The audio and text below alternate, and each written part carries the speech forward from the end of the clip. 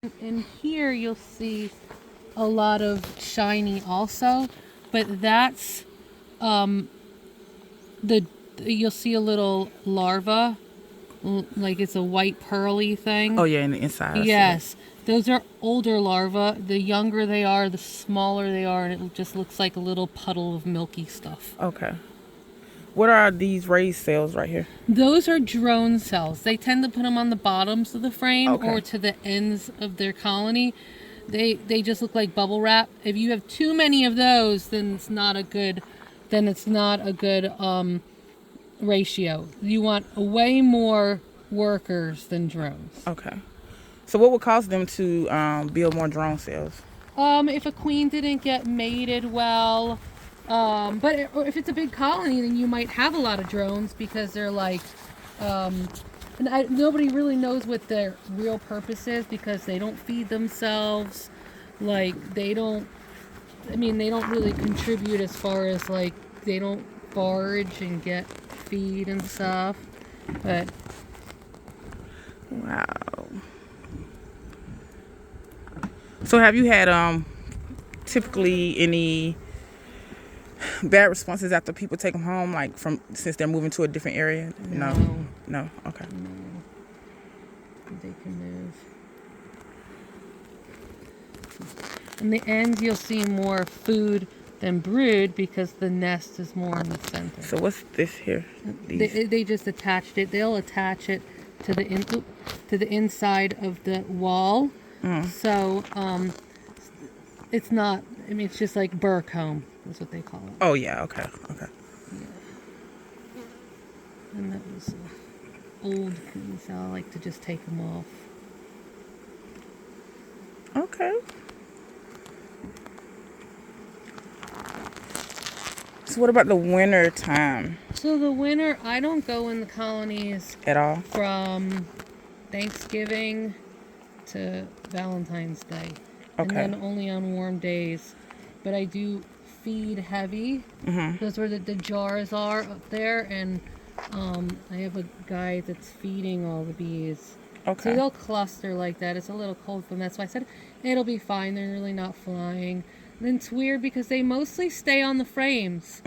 You would think they'd be flying all over the place like that other one that I that I showed you. But they really don't. And if you go slow and like gently just move them out of the way, they just kind of stay on the comb. Okay. I'm trying to move them into the box. I see something yellow. Oh, or the wings yellow. Poop. Oh, okay. So somebody must have gotten poop on the other one just because they got scared or something.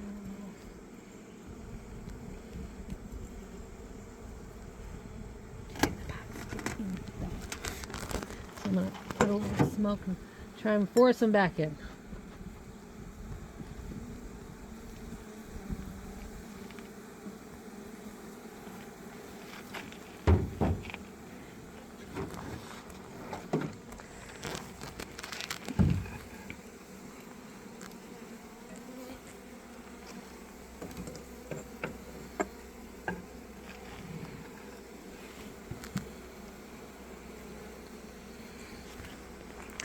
Do you think it would be best to get 2 instead of just 1? Yeah, 2 is better.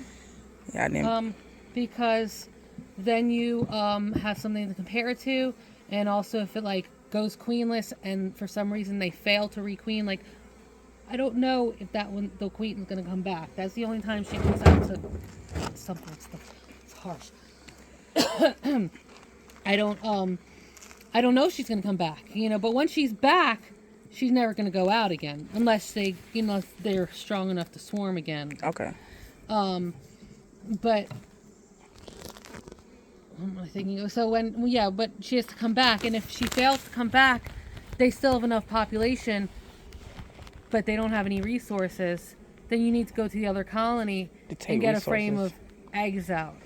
So do you guys sell I sell equipment, yes. Equipment, yeah. And I can do what I can do is and you can even buy a full colony.